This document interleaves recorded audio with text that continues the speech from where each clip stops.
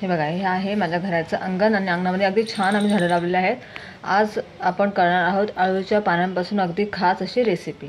तुम्ही अळूच्या पानांच्या वड्या बघितल्या असतील, पण मी आज तुमच्यासोबत अगदी वेगळ्या पद्धतीने अळूच्या पानांच्या वड्या कशा करतात ते तुम्हाला मी दाखवणार आहे. हे बघा, किती मस्त अळूचे पाने लागलेले आहेत. तर आपण याच्यापासून आज रेसिपी बनवणार आहोत. सगळे पाने मी तोडून घेते. पिवळे पाने ते राहू देणार आहे, फक्त हिरवीगार पानं घेणार आहे. हे बघा, सगळे हिरवीगार पानं मी स्वच्छ धुवून घेतलेले आहेत तोडून. आणि अशी आमच्या झाडाला भरपूर पानं आलेली असतात, तर बाकीचे कधी कधी वाटून देते मी, पण केव्हा केव्हा अशी छान छान रेसिपी बनवते. आज आपल्याला बिलकुल याच्या पानांना असं पीठ लावून वगैरे वड्या तयार करायच्या नाही आहेत. त्याला खूप मोठी प्रोसेस असते, ते पण छान लागतात. ते पण तुम्हाला मी करून दाखवले आहे माझ्या व्हिडिओमध्ये. पण आज तुमच्यासोबत मी अगदी वेगळी रेसिपी तयार करणार होती, पण वड्यांचीच आहे, पण जास्त काही मेहनत न घेता झटपट तुमच्या अळूच्या वड्या कशा बनतील ते तुम्हाला मी दाखवणार आहे. आता आपण सगळ्यात पहिले सगळे पानं मी धुवून घेतले स्वच्छ, कारण याच्यावर धूळ वगैरे असते ना, त्याच्यामुळे. आता आपण काय करायचं आहे, हे सर्व पानांचे आपल्याला असे देठ आहेत ना, ते कट करून घ्यायचे. फक्त अशा पद्धतीने मी सगळ्या पानांचे देठ असे कट करून घेते आणि एकावर एक आपल्याला पानं लावून घ्यायचे आहेत. अशा पद्धतीने मी सगळ्यांचे देठ कापून घेतले. आता झाले आपल्याला अशी याला फोल्ड करायचे आहे आणि बारीक अगदी चॉप करून घ्यायचे, कट करून घ्यायचे. याला अगदी याला तुम्ही मस्त छान असे बारीक चॉप करा, व्हिडिओ दाखवल्याप्रमाणे. आता मी अजून बारीक करेल असाच भाग करून आपल्याला परत याला असं कट करायचं आहे. हे बघा, अशा पद्धतीने मी याला कट करून घेतलेलं आहे. जास्त पण असं नाही की जसं जाडं पाहिजे किंवा मोठं पाहिजे, काही नाही. तुम्ही तुमच्या हिशोबाने बारीक असं चॉप करू शकता किंवा थोडं जाड मोठं राहिलं तरी पण चालेल, काही हरकत नाही. आता आपण याला एका अशा मोठ्या भांड्यात काढून घ्यायचं आहे, म्हणजे आपल्याला छान ते मिक्स करता आलं पाहिजे ना, म्हणून.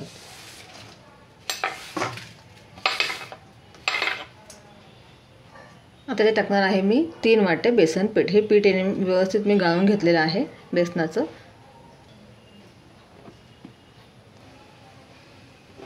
आता पिठाला असं काही मेजरमेंट नाही आहे, मी म्हणजे माझ्या पानांच्या अंदाजे घेतलेला आहे. तुम्ही तुमच्या पानांच्या हिशोबाने पीठ कमी जास्त करू शकता, असं काही नाही. आता आपण हे एकदा मिक्स करून घेऊया व्यवस्थित.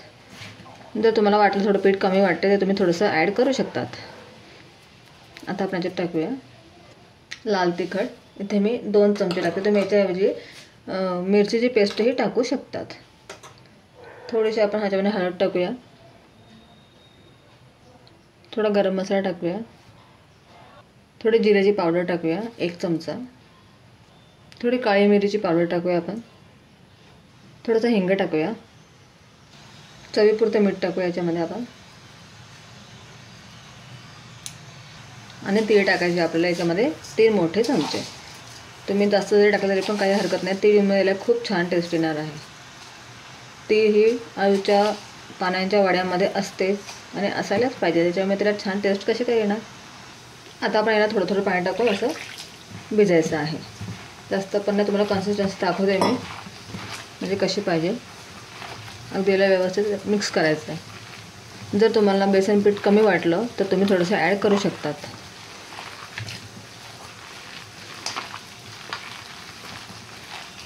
हे बघा, अशा पद्धतीने मी सगळं मळून घेतलेलं आहे. आता आपण याच्यात टाकणार आहोत अळूच्या पानांना ना, अळूच्या पानं खाल्ल्यानंतर हे घशामध्ये खूप खवखवतं, त्याच्यामुळे याच्यामध्ये लिंबूचा रस किंवा तुम्ही याच्यामध्ये चिंचेचा कोळही टाकू शकतात. पण हे अगदी टाकावंच लागतं, त्याच्यामुळे अळूच्या वड्यांना टेस्ट येणार नाही आणि अळूचे वडे हे खाताबरोबर घशामध्ये खवखवणार नाही. याच्या करताना ही प्रोसेस आपल्याला करायची होती. इथे मी टाकणार आहे 1 मोठा लिंबू. हे बघा, तुम्ही लिंबूच्या ऐवजी चिंचेचा कोळ टाकू शकतात, पण हे टाकावंच लागतं, त्याच्यामुळे घशामध्ये खवखवणार नाही. एवढं मात्र लक्षात ठेवा.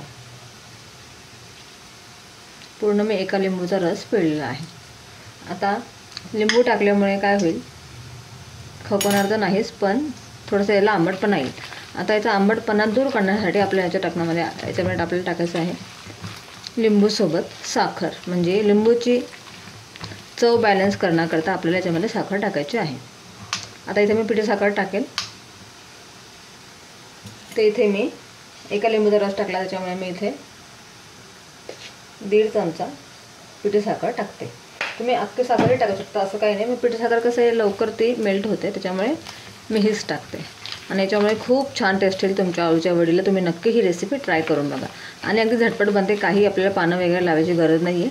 असे पण तुम्ही ट्राय करू शकता किंवा कोणाकोणाला पाण्याला आवडतं ते पण तुम्ही बनवू शकतात. पण एकदा ही रेसिपीसुद्धा बनवून बघा. आता आपण हे सगळं व्यवस्थित मिक्स करूया. एका साईडला मी इडलीचा कुकर ठेवलेला आहे स्टीम करण्याकरता. तुम्ही कढई पण ठेवू शकतात. आता मी इडलीच्या कुकरमध्ये याला स्टीम करणार आहे. पहिलेच मी गरम करायला ठेवून दिलेलं आहे. आपण याला व्यवस्थित मिक्स करूया आणि लगेचच याला स्टीम करायला ठेवायचं आहे. आता माझ्या इडलीच्या भांड्यामध्ये अशा प्रकारची प्लेट दिलेली आहे. तुमच्याकडे जर नसेल तर तुम्ही कढईवरती ताट ठेवून ताटाला तेल लावायचं आहे. त्याच्यामध्ये आपल्याला सगळं हे बॅटर टाकायचं आहे आणि मग याला ढाकून स्टीम करून घ्यायचं आहे 10 ते 15 मिनटं करता. आता मी सगळं बॅटर याच्यामध्ये टाकून घेईल. बघा पाणी छान उकळलेलं आहे. पाणी उकळल्याशिवाय ठेवू नका. आता मी ताट ठेवते मी आणि मग आपण आपलं बॅटर टाकूया. अगदी व्यवस्थित पसरून टाकायचं.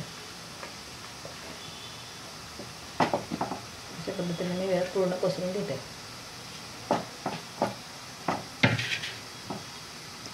हे बघा पूर्ण बॅटर मी ह्या प्लेटमध्ये टाकून घेतले. आता आपल्याला याच्यावरून मस्त छान अशी चारही बाजूंना तेल टाकून घ्यायचे आहे. याच्यामुळे छान टेक्स्चर येईल आपल्या वडीला.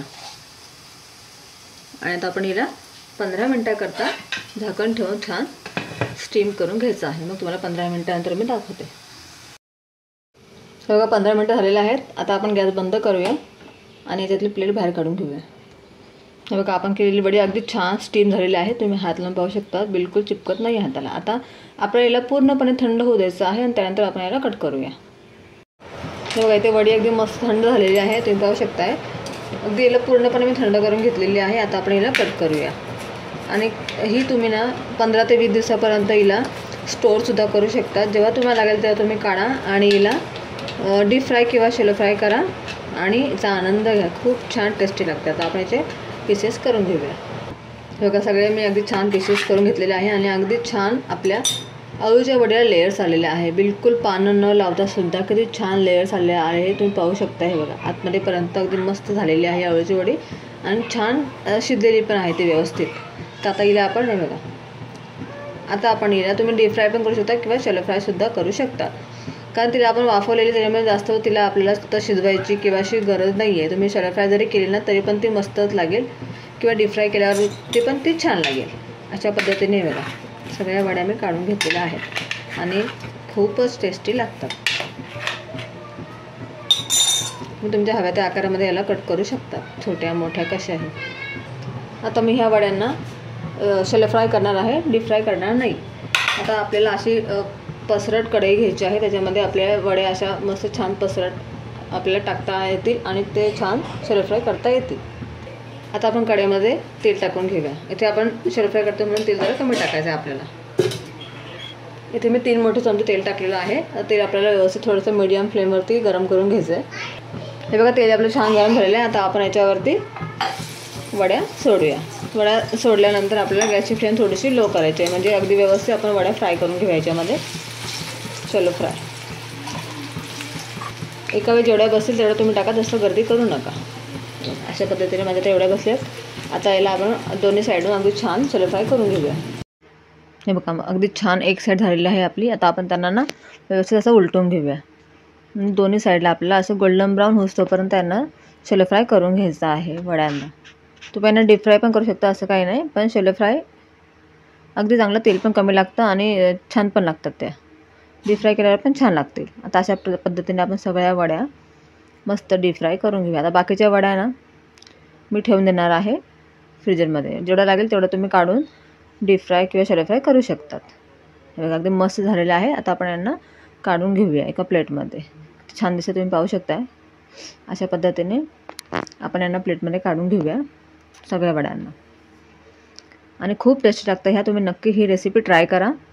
तुम्हाला खूप आवडेल. म्हणजे पानं लावून करण्यापेक्षा असे तुम्ही करून बघा. आता ज्या बाकीच्या वड्या ज्या उरलेल्या आहेत ना मी त्या एका टिफिनमध्ये काढून अशा फ्रीजमध्ये ठेवून देणार आहे. ह्या वड्या तुम्ही 15 दिवसापर्यंत आरामात ठेवू शकतात आणि जेव्हा लागेल तेव्हा तुम्ही काढा आणि त्यांना डीप फ्राय किंवा शेलो फ्राय करा आणि याचा आनंद घेऊ शकता तुम्ही.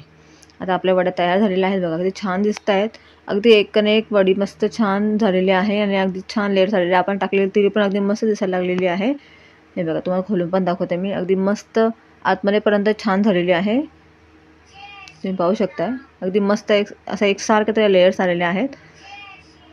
अशी जर तुम्हाला माझी रेसिपी आवडली असेल ना तर माझ्या रेसिपीला नक्की लाईक करा, चॅनलला सबस्क्राईब करा आणि शेअर करायला विसरू नका. आणि खरंच तुम्हाला रेसिपी आवडत असेल तर नक्की एक लाईक करा आणि आवडल्यास कमेंट नक्की करा.